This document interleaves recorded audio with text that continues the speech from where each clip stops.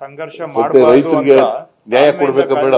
ಈಗ ನನಗೆಲ್ಲ ರೈತರಿಗೆ ಅನ್ಯಾಯ ಆಗಿದೆಯಲ್ಲಪ್ಪ. 48 ಲಕ್ಷದ ಹೆಕ್ಟೇರ್ ಪ್ರದೇಶದಲ್ಲಿ ಕೃಷಿ ಬೆಳೆ ಮತ್ತು ತೋಟಗಾರಿಕೆ ಬೆಳೆ ಹಾಳಾಗಿದೆ, ನಷ್ಟ ಆಗಿದೆ. ರೈತರಿಗೆ ನ್ಯಾಯ ಕೊಡ್ಬೇಕಾ ಬೇಡ? ಎಲೆಕ್ಷನ್ ಇಶ್ಯೂ ಆಗಲ್ರಿ, ಇದು ನ್ಯಾಯ ಕೇಳ್ತಾ ಇದೀವಿ. See, it is not going to be an election issue. ಕೇಂದ್ರ ಸರ್ಕಾರ ಯಾಕೆ ಈ ತರ ಧೋರಣೆ ಮಾಡ್ತಿದೆ? ಮಲತಾಯಿ ಧೋರಣೆ. ಯಾರ ಹತ್ರ? ನಿನ್ನ ಹತ್ರ ಮಾಡ್ಬೇಕು ಅಷ್ಟೇ.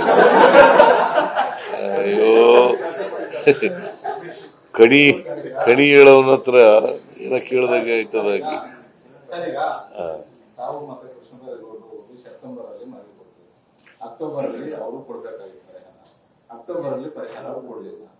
ಅಲ್ಲ, ನವೆಂಬರ್ ಅಲ್ಲಿ ಕೊಡಬೇಕಾಗಿತ್ತು. ನವೆಂಬರ್ 20 ಒಳಗಡೆ ಕೊಡಬೇಕಾಗಿತ್ತು. 5 ತಿಂಗಳ ಬಳಿಕ ನೀವು ಹೋಗ್ತಿರೋದು ಕೋರ್ಟ್ ಅವ್ರು ಕೇಳಬಹುದಲ್ಲ, ಅಲ್ಲ ಇಷ್ಟು ತಿಂಗಳು ಇತ್ತು, ಈಗ ಯಾಕೆ ಬಂದ್ರೆ ಅಂತ. ಲಿಮಿಟೇಷನ್ ಆಕ್ಟ್ ಓದಿದ್ದೀನಿ, ಲಿಮಿಟೇಷನ್ ಓದಿದ್ದೀನಿ. ಇದಕ್ಕೆ ಲಿಮಿಟೇಷನ್ ಎಲ್ಲಿದೆ? ಇದಕ್ಕೆ ಕೇಳಪ್ಪ ತಮ್ಮ, ಕೇಳಿ. ಮಾಡಬಾರ್ದು ಅಂತ ತಾಳ್ಮೆಯಿಂದ action arisen now because we have waited patiently that government of India may take a decision. ಕಷ್ಟ ಇದೆಯಪ್ಪ. ಸಿ, ಕಾನೂನು ಪ್ರಕಾರ ಕೊಡಬೇಕಾಗಿದೆಯಲ್ಲ ಅವರು. ಡಿಸಾಸ್ಟರ್ ಮ್ಯಾನೇಜ್ಮೆಂಟ್ ಆಕ್ಟ್ ಪ್ರಕಾರ ಕೊಡ್ಬೇಕಲ್ರಿ. ಸಂಸತ್ತಿಂದ ಅಂಗೀಕಾರ ಆಗಿರೋ ಕೇಂದ್ರ ಸರ್ಕಾರದ ಕಾನೂನು ಅದು. ಅದ್ರ ಪ್ರಕಾರ ಅದು ವೈಲೇಷನ್ ಆಗಿದೆ, ಕೊಟ್ಟಿಲ್ಲ. ನಮ್ಮ ರೈತರು ಕಷ್ಟದಲ್ಲಿದ್ದಾರೆ. ಸರ್ಕಾರ ರಿಸ್ಕ್ ತಗೊಂಡು 10,000 ಕೋಟಿ ಅಡಿಷನಲ್ ಆಗಿ ಸಾಲ ತಗೊಂಡಾಗ ರೈತರಿಗೆ ಪರಿಹಾರ ಕೊಡೋಕೆ ಬರೋದಲ್ಲ ಸರ್? ಹಾಗಾದ್ರೆ ರಾಜ್ಯಕ್ಕೆ ಅನ್ಯಾಯ ಆಗ್ತಾನೆ ಇರ್ಬೇಕಾ?